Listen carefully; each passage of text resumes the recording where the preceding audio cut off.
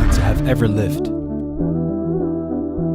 When asked about rich people, you probably think of Bill Gates, Rockefeller, Warren Buffett, Carlos Slim, or the Rothschild family. But according to historians, the richest man to have ever lived was an Islamic Malian king named Mansa Musa. Mansa meaning king. Mansa Musa ruled over the Malian Empire of Mali from 1312 till 1337 and caught the attention of Europeans and Arabs after his renowned Hajj, Islamic pilgrimage, to Mecca in 1324. During this, Mansa Musa's fortune was estimated at $400 billion and caught the eye of many beyond the countries he visited.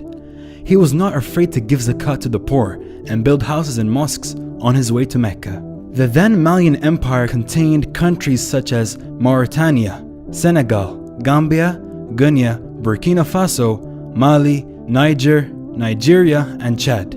This enormous empire stretched up to 2,000 miles from the Atlantic Ocean in the west to Lake Chad to the east of its borders. As a devoted Muslim, Mansa Musa prepared his pilgrimage soon after he took his position from Abu Bakr in 1312.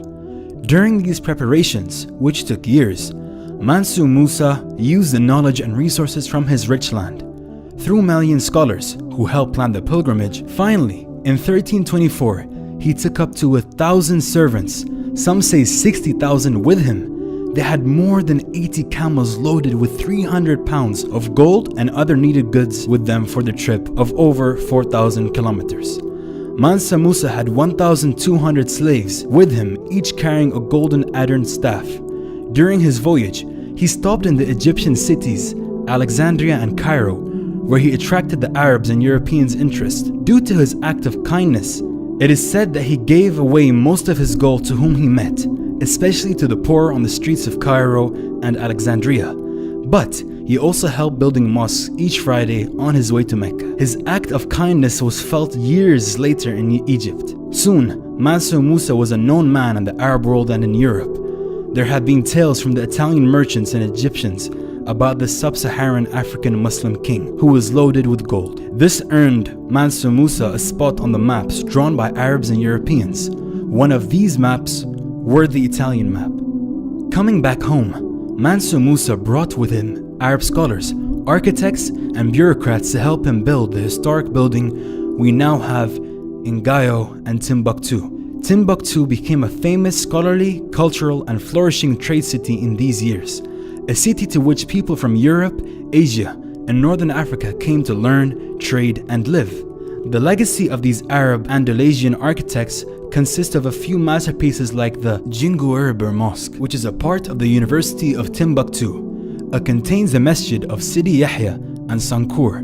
Other notable buildings are the Palace of Madagou and the University/Masjid of Gao. As the amounts of madaras and libraries grew together with the Islamic knowledge, at the same time, Islamic leaders and kingdoms increased the exchange of commerce, scholars, and poets. This made Timbuktu the center of Islamic studies and trade in sub-Sahara Africa. After Mansa Musa's death in 1337, his son Maghan I became Mansa. But his rule did not last as long. Attacks from Morocco and the kingdom of Songhai soon meant the downfall of this great Islamic kingdom.